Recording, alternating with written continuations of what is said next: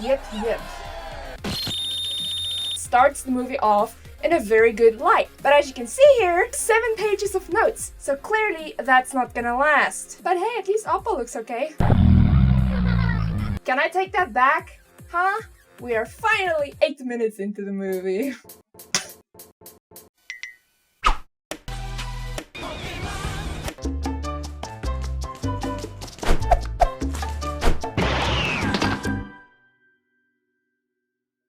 Yes, this is what quarantine looks like on me. Please stay home. No, really, please stay home, it's important. It's not about you, it's about the people that have no choice but to go outside. You're protecting them, not you. And then your family you go home to. Guess that works too. Welcome to the second installment of Bitter or Nostalgia Rewatch, where I either watch something that I was just too edgy to like because everyone else liked it, or I watched something that I had to like or else I would have nothing to like because the movies were so scarce. If you're not new here, you'll notice that this is the first episode of Bitter Rewatch. The previous one was Nostalgia Rewatch, and my setup is a little bit different. It's not decided right now. I couldn't stick with the previous one. I couldn't stand it. The apartment is so cheap that my floor buckles, so nothing lined up with the ceiling, and I just... Okay, so I had to move it. This is not the full idea yet, so please, I would love to hear some suggestions in the comments down below on how you would like my set to be. I would love to read some of those. And if you watched the Nostalgia Rewatch, you'll know that this is not exactly how the previous one went. We should be at the end now, right? Oh my... And to get hot, I got hairy legs. I didn't like just sitting there rewatching something. It just felt cheap. I want this to be an actual series on my channel, not just something I do to get a video out. And yes, my hair is wet, let's not talk about that. So, what are we watching today?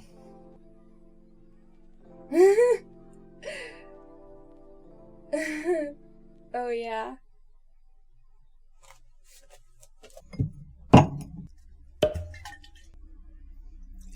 Yep.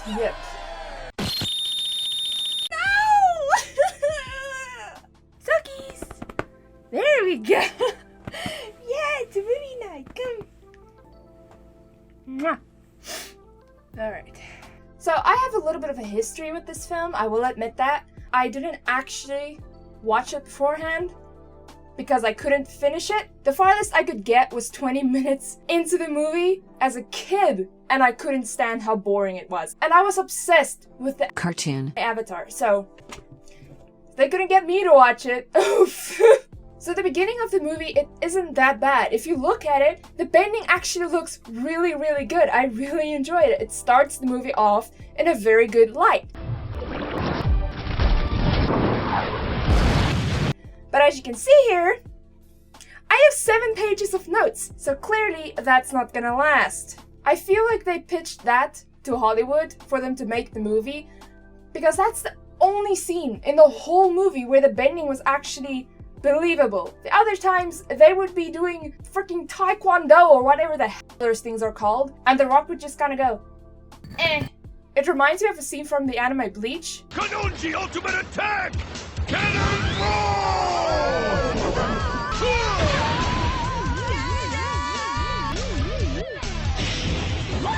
Except in that was for comedy, in this it was done seriously.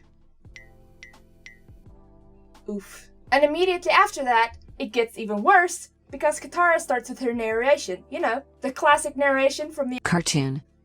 You know that one, right? Because this isn't it. And if it couldn't even get worse, you are introduced to the way they pronounce these names, like Avatar, and Ong, and Sokka.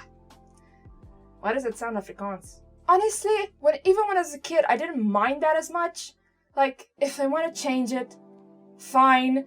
It kind of makes it seem like it's in a different universe. I totally don't only like it because it makes it in a different universe, so it can't be related to the cartoon. No, that's not why. But even if that's the case, the pronunciations still don't even make sense, because Ong, that kind of makes sense, you know, because it has 2 A's. Okay, maybe they read it like that in that universe. But then you have Avatar. They don't even follow their own stupid rules. I mean, seriously? But let's move on from that because I can rant about the pronunciation for the whole... I don't know how long this video is, but the whole one. There you go. You're welcome. And the very next scene, we see Katara turning a lot of water into a little water. NANI? Oh, the powers of bending. But oh god, the acting in this movie is horrific! People always make fun of the main actress, but no. Everyone is bad. Even Iroh! Why? The whole movie, the way they acted, it reminded me of people that just took acting at my college for the credit. You know? They didn't actually give it which is so baffling, but even more baffling than that, we see that she uses thoughts of her mother to bend more properly? It worked better that time. I thought about Mom. Which is, we know that's not how bending works. In the anime it explains it's either breathing or movements. It's not happy thoughts. Huh? Then through the narration, we are told, yes, the narration still keeps going. You get nice and excited when the first scene starts rolling because you think, you know, the narration's over, but it's not! We are told that the food is scarce because the Fire Nation attacked. In this time of war, food is scarce. But why? How does that affect food sources? Do they have global warming in this universe? Did the Fire Nation steal over the fish? I don't know where I saw it before, but I've seen a documentary where it is hard to just find food in Antarctica. It's a thing. I can't remember where it's from, but a lady had to climb underneath the ice, danger of dying, just to get fish. What do you want, sweetie? Want to say hi? She hates it when I do that. Say hi. Say hello. Say hello, Dainty. Isn't she cute? Oh, she's purring. You know you love it. You went down? You can't get down. You can never get down. Okay, I'll let you down. There you go. The only shirt that didn't have hair on it, and that's no longer the case. But whatever. Food scarce, it's fiction, I guess that makes sense. And apparently it's so scarce that Sokka just hammers into the ice at the slightest sign of movement inside of it. You know, despite having lived on the ice his entire life and knowing that it would completely breaks apart. And apparently it's so disorienting that when he says, back away slowly, he just turns around. Back away, really slow. Ha! Got him! And it wasn't just shocking for him, because apparently it was so shocking for Katara that as soon as she experienced that near-death experience from hammering into the ice, she goes, hammer into the ice! But hey, at least Appa looks okay. Can I take that back? So after witnessing this giant beam coming from the ball of ice, Sokka makes sure to ask Katara if she missed it. Did you see that light shoot to the sky? Which she knows is such a stupid question that she starts interviewing the passed out child. How did you get in the ice? And apparently that's just something that she does because she later interviews him again when he's meditating. So, apparently it's a personality trait. I don't know. But for now, we are finally 8 minutes into the movie. But that 8 minutes finally opens the door to Zuko finally shows up to turn around to reveal his scar. But the thing is, he turns around and starts yelling. I am Prince Zuko. Son of Fire Lord Ozai and... I am so freaking mad! Which means he's still just yelling at his own men! He's yelling at his own men! Ah!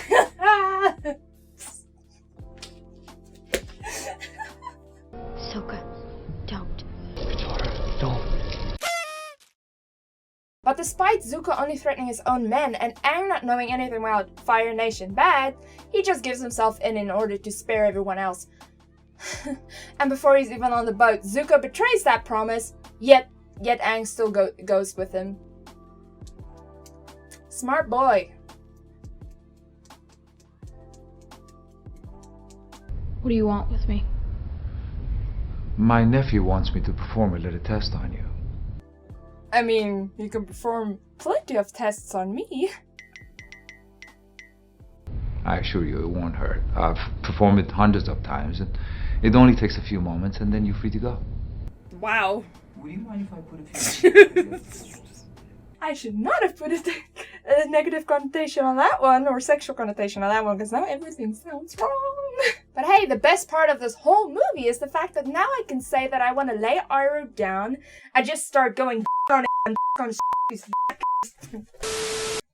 because he's actually hot in this one, so it's no longer weird. Right? No, wait! No, wait, that's not my favorite scene! This is my favorite scene.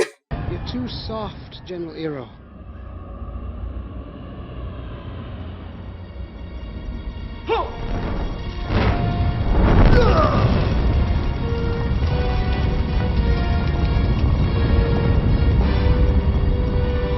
Oh, the cringe. He's making fire out of nothing. Wait, what? He's making fire out of nothing. What? What? What? Wait a minute, what? Was that a thing in the cartoon? I just noticed that, what the fuck? Wasn't Azula able to create fire out of nothing? Is that a thing? Was that a thing? What? Anyway, throughout the whole movie, I noticed that something was off about the dialogue, and it's only about this point that I realized what was wrong. Everyone says their line as if they're in their own little scene. It's like nothing sounds like it comes off of something else. Not because it was written unrelatedly, but the emotion doesn't make any sense. This is acting 101, people, come on! I believe they are air-bending tattoos. How can that be? I believe that little boy might be the Avatar. Once, a long time ago, the spirit world kept balance over us. What is the spirit world, Grandma? Well, it's not a place made up of things you can touch, but it exists nonetheless.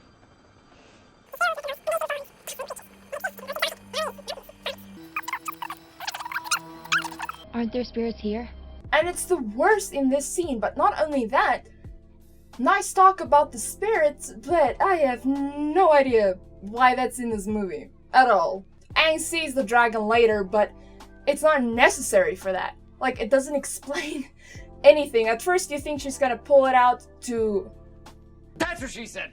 At first you think she took the scroll out in order to demonstrate where the Avatar comes from, but nope, that's not it at all. I kind of like this whole test for the Avatar thing. It's kind of cute, but if you think about it for more than 10 seconds, you notice all the things that would be wrong with it, like when he's trying to sleep, do all the rocks just move around him? Does he just constantly cause earthquakes when there's rubble around him? Like, does all the elements move around him? When he takes a piss, what happens to that? And what happens when he stands next to someone? There's 70% water. Is the water just gonna become circular inside them?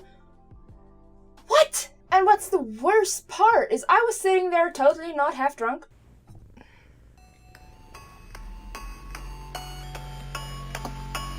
Shut up. I was sitting there and I could notice things that were wrong with the plot without even thinking much about it. Not because I was not drunk. Shut up. You're making me ruin my diet. And not only that, but I could think about so many ways to fix certain things. Don't get me wrong, I'm not patting myself on the back. These are probably bad ideas, but they're still better than this movie. We see Aang telling Katara how he ran away from home. But why not start by showing him running away from home? That would be such a different perspective of seeing it, and you would be able to skip so much bullshit. You would be able to skip so much dialogue or narration or exposition out of the movie that would make it so much less boring. The whole movie, they keep trying to make it so similar to the original, and yet they try to make things so different as well. You can't have both, and if you're going to make it different, it has to be good different, or else you're just on the original material. What if we started with Aang living with the monks, seeing him with them, seeing them teaching him the value of life, and then after we see him dive into the ice and get frozen, we see through his eyes where he wakes up where this Fire Nation is invading this defenseless little Water Nation tribe and everything is just delirious. We just hear his breathing, just everything shaking. He's still getting out of that coma. And then the deep breathing that we hear transitions into the breathing of bending, where he suddenly knocks them out with airbending or something like that. And that's when the sound starts coming in. Because he cares so much about people. We need to see him care about people. We don't see that in this. Nothing is established or goes into depth in this movie whatsoever. It could even have been that he sees Katara bending water trying to defend her tribe, her little village, and so he tries to bend water, which reveals he's the Avatar to everyone, obviously. That way we can skip all the dialogue between the characters that establishes him as the Avatar, because that takes so much time. And he could be so bad at it that that is what would lead them to go to the Water Tribe? What is it called again? The Northern Water Tribe. Northern Water Tribe, right. Now let's just move on from that, because this is where I gave up as a kid. I couldn't watch any more than this. And this is 20 minutes into the movie. They even ruin General Zhao. I cannot... Zhao. Wow, I was way off. They even ruin him, and he was my least favorite character in the cartoon. Instead of being this maniacal, smart, scheming man, he's not subtle at all, and he's a complete idiot, just announcing his plan to anyone. For example, it seems I need to remind Prince Zuko that during his banishment, he is an enemy of the Fire Nation and is not allowed to wear the Fire Nation uniform. But we will let him wear it today, like a child wearing a costume. In fact, there's another scene in this movie where I saw it and I was like, finally, something subtle, because nothing is subtle in this movie. It tells the location of the ocean and moon spirits. To meet a spirit would be a great honor. Well, I hope I can give you that honor. But it's immediately ruined 5 minutes later where they just tell him the truth. Why should you not be worried about the moon's power? Because your brother Fire Lord Ozai and I have decided it is in our best interests to kill the moon spirit. What? The best way I can explain how this movie is, it's like someone wrote down the notes of what goes on in Avatar, and somehow the script got switched with the notes, so they're just reading off the notes from Avatar. And finally, we reach the Earth Nation, where the evil, maniacal Fire Nation people put the earth-bending prisoners into an Earth-like cage. No matter how much you destroyed their hope, that's a very stupid decision. Hey, congratulations, Zhao. Apparently you were just learning from your superiors really well. You're all idiots. Then, we finally get the weirdest scene in this entire movie. The Avatar would have to be an airbender. Are you an airbender, boy? Like, I was sitting there thinking, why not like have him say, you tell me, and then he throws airbending at them. Something like that. Maybe when the Fire Nation soldier came in for the earthbending kid, they could have shown him mishandling the kid, shown he was evil, show him hurting this kid. Maybe not in a bad way, because, you know, PG, but...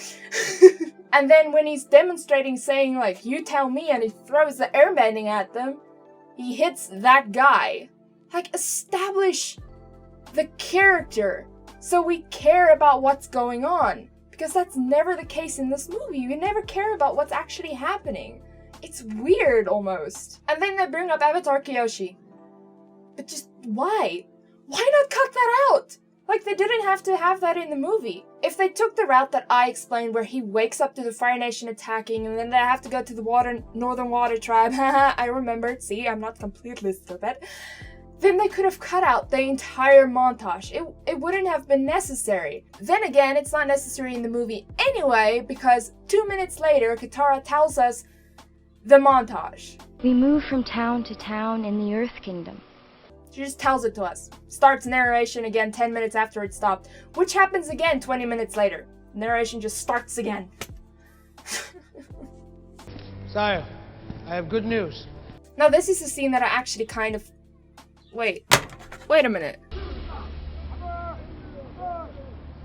Wait, is that just me? That's Shrek! What are you doing in my swamp? That's Shrek's voice! Am I going crazy? This movie broke me. That's Shrek! What? I kind of like this scene, but again, the more you think about it, the more it falls apart. Why? And it doesn't fall apart on its own. It fell apart with a scene later that people complained about, but I never realized why they complained about it until, I actually watched the movie. There's a scene later where Fire Lord Zuko is like obscured. You only see the backside, and I was like, I think that's kind of clever, not showing the Fire Lord, because in the cartoon we don't see him until very later on. And how did he escape? You think my son is this person? But in this scene, we see the Fire Lord! What? The other thing that I liked in the scene was how he said that they heard about an airbender going from village to village helping people. But I thought it might have been a better choice if, in order to skip that montage, they could have just shown one of the Fire Nation people at the Earthbending village cage thing. If they just showed one of the Fire Nation soldiers getting away, I would have solved it. He could have been the one that told everyone something. That would have actually been something really cool to see the person getting away. I don't know. Then Prince Zuko was sentenced to an Agni Ki duel. Wait, what? Agni Ki duel. Agni Kai! Agni Kai! How? How do you pronounce things this badly? It's Agni Kai! Ooh, and how could I forget? Sorry. In the movie, they changed Aang's difficult element to water. Aang was practicing, but for some reason, he was having trouble with waterbending. For no reason, just turn it into water. There was a reason why he struggled with earthbending. Water and air aren't that different. Earth and air are opposites. That why it was so hard. That's why it was so hard. Oh, this is giving me a migraine. And what makes it worse is later we see him being able to bend it very well, in fact, when he loses control when he has a vision.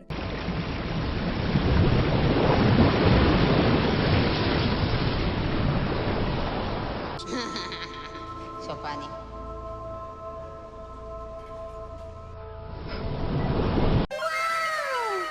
And the scene is so bad because they show him losing control before they even show the vision, so it just seems completely out of place. He thinks if he goes to another spiritual place, he can get back to the spirit world. We started a rebellion. Try to talk him out of it. I need help. I guess your talk didn't work. What talk? You didn't have a talk. What is happening? How are they up a movie this badly? What? But because the off-screen conversation did not work, Aang then abandons them, even though they have established that they know the Fire Nation is after them.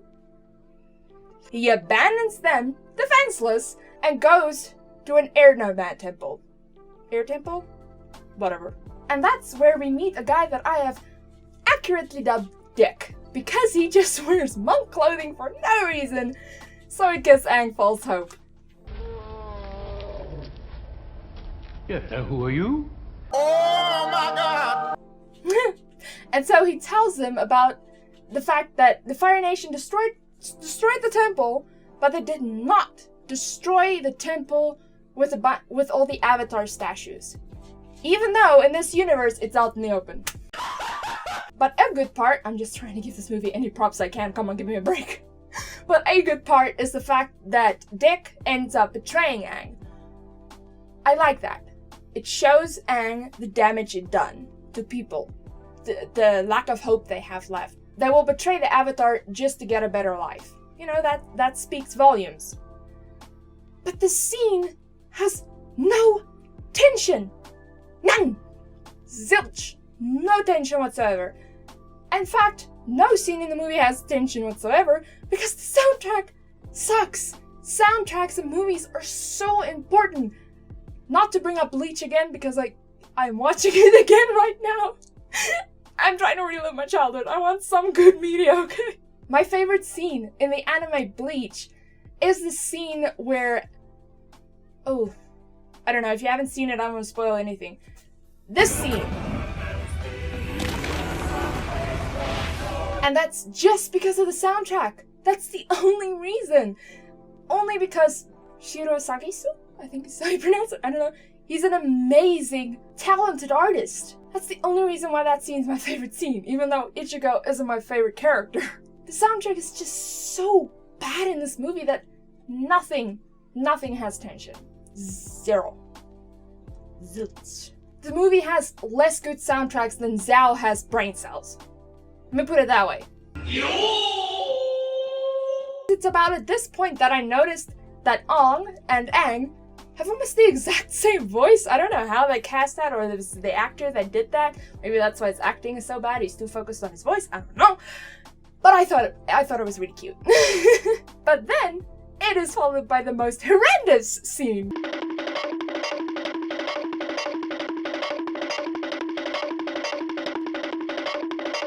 I literally, when I stopped watching the movie at 20 minutes as a kid, I skipped to this part to see if it would be worth sitting down and just watching it.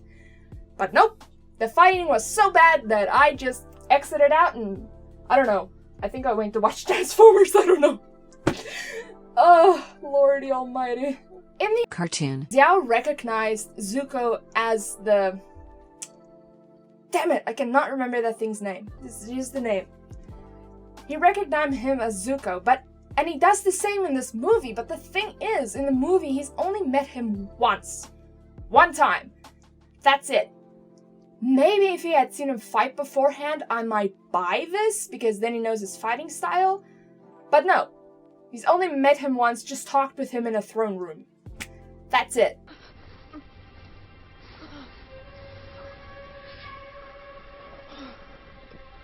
Is it some kind of spirit, Commander? Not at all. In the cartoon, it kind of made sense because he's talked Zuko. They've sat in a room together. He's felt, I don't believe in these things, but he's felt his aura, the feel he gives, his personality.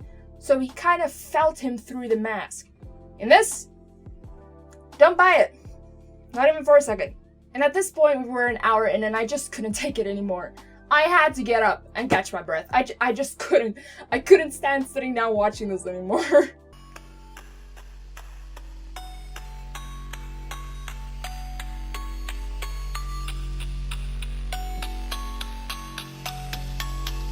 Alright, where were we?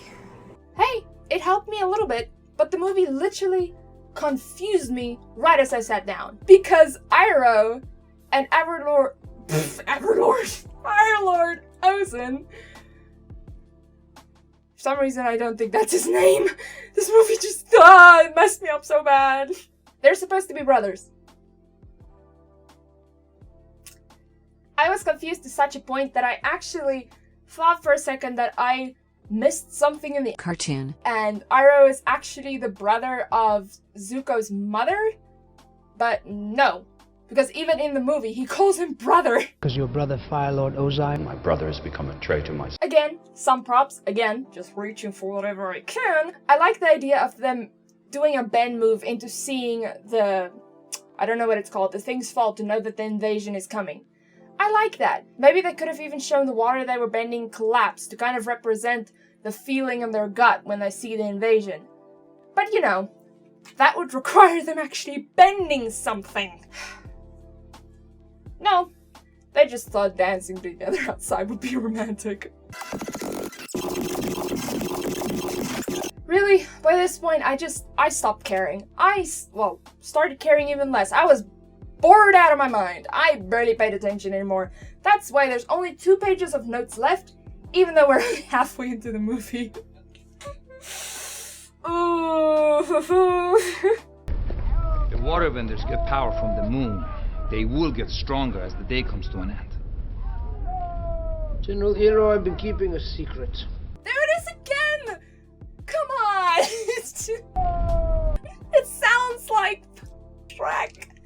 It's Shrek! Come on! Please tell me someone else hears it. It can't just be me! It can't just be... also kind of like the idea of seeing them actually riding the lizards like they do in the cartoon. I won't say it looks good. Actually, it definitely doesn't look good, because the very next scene, we see Aang finally talk to the dragon again. I don't know if this is just because I was drunk, but when I was watching it, I was breaking down laughter. I couldn't. You see the dragon move past the camera. You see neck, neck, neck, neck, and then leg and tail. That's...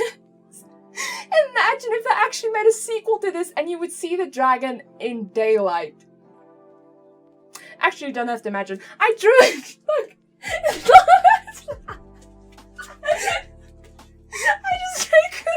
I'm actually kind of disappointed they didn't do it. The dragon with the longest neck ever.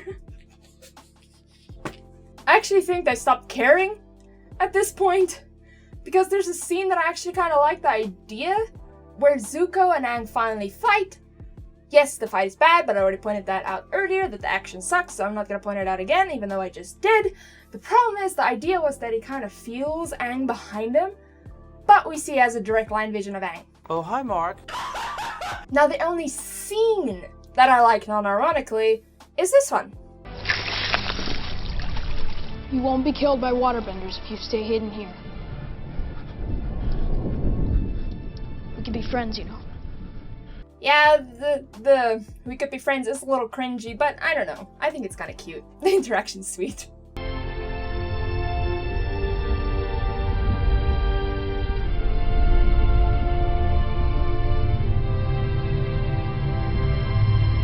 You know, I never really thought about this in the cartoon. I don't get why her giving her life to save the moon spirit doesn't mean that the moon spirit can just bring her back again afterwards. Is it like fish had only 2 lives? Did she borrow one of them and now she gave it back because the other life is dead?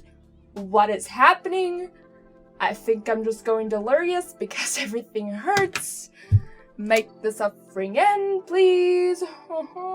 And why is it so hard for them to animate bending? Why? They did it correctly in the first 2 seconds of the movie. Why is it so hard?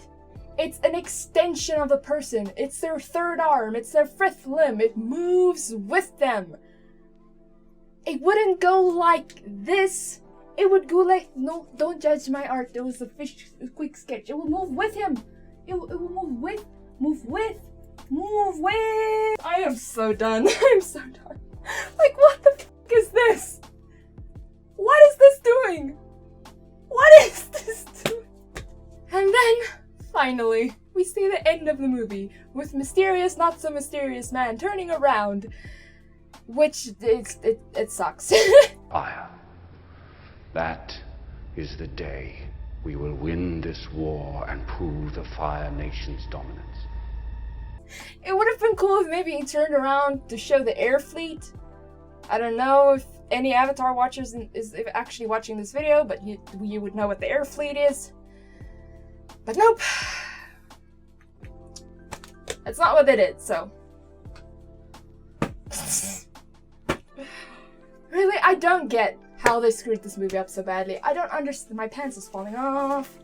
Lost weight. I don't have any more pants that fit. I don't really get how they messed the movie up so badly. It's just, it baffles me how this went through writing, through reading, through practice, and no one said, yeah, this is kind of dumb. Nope. Anyway, thank you guys so much for watching this video. If you want, please go follow me on social media. I wouldn't recommend Twitter. I'm not really on there. I think the last time I was on there was like a year ago. I would recommend Instagram. That's where I give updates, where I give everything. My brain is dead. And if you want, you can go support me on Patreon. You get early access to all my videos and an exclusive video every month. I would really love to see you guys on there. You don't have to. I understand everyone struggles during this time. Please stay home. So if you're not going to follow me on Patreon, I would suggest to like for my love, subscribe for more videos, and with that I say, see you de volgende keer. My everything hurts. I left a few days ago. Ah! Oh, Jesus. Oh, fuck me. Oh, God.